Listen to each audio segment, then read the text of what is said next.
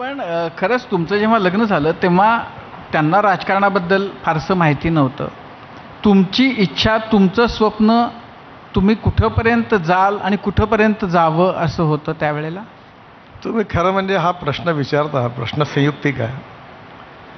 पण माझ्या जीवनात हा प्रश्नच कधी निर्माण नाही झाला.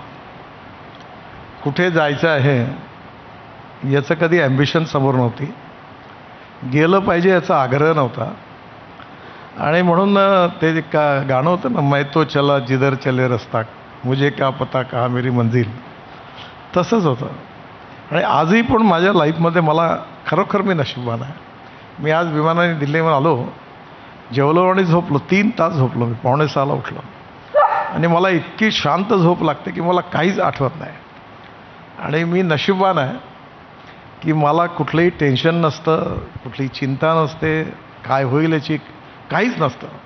आणि त्याच्यामुळे हे कॅल्क्युलेशन हे माझ्या आयुष्यात मी कुठेच कॅल्क्युलेशन केलं नाही. कॅल्क्युलेशन एकाच बाबतीचं लक्षात राहतं, जेव्हा बँकेचं कर्ज वापस करायचं आहे त्यांचे हप्ते रेग्युलर नाही व्हायचे, ते फक्त लक्षात. त्यामुळे मी एकदम नेहमी सांगतो सगळ्यांना की सुखात आणि आनंदात राहायचं असेल तर भविष्याचा विचार करणं सोडून द्या. तुम्ही आपलं करत राहा. ते गीता सार आहे ना, खाली हात आहे ते खाली हात जाणार. तुम्ही आपलं काम करत राहा. God is great. जे व्हायचं ते होईल.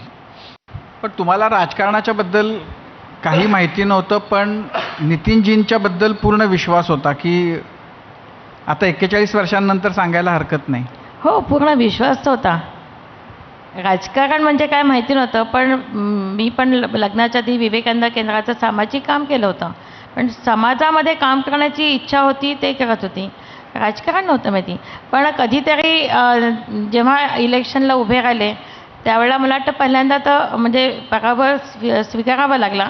पण त्याच्यानंतर म्हणजे आता खासदार होतील, मंत्री होतील किंवा युतीचं राज्य येईल असं ॲम्बिशन असं मनामध्ये माझ्या पण नव्हतं, की पण काम करायचं आहे, करत राहायचं आहे, समाजासाठी काम करत राहायचं आहे. याच्यातलं एक चांगली गोष्ट आहे की ती स्वतः एका बँकेची अध्यक्ष आहे, एका उत्तम शिक्षण संस्थेची अध्यक्ष आहे, त्याच्यानंतर शेती बघते. आणि राजकारणाव्यतिरिक्त माझ्याकडे देवीचं मंदिर आहे, धार्मिक कार्यक्रम होत असतात, सामाजिक कार्यक्रम होत असतात, खूप सर्वदूर रिलेशनशिप आहे, मित्रपरिवार खूप मोठा आहे. आणि तिचं एवढं मोठं विश्व आहे की तिच्या विश्वामध्ये ती काम करते, माझ्या विश्वात मी काम करतो. नाही, आणि ते काम इतकं मोठं आहे म्हणजे काही वेळेला असं होतं की अन्याय होतो त्याच्यामध्ये की ओळख करून देताना नितीनजींच्या पत्नी असाच अशी ओळख करून दिली जाते. म्हणजे आम्हाला असं इच्छा आहे की कधीतरी यांची पण कांचन त्यांचे पती अशी ओळख मिळाली पाहिजे.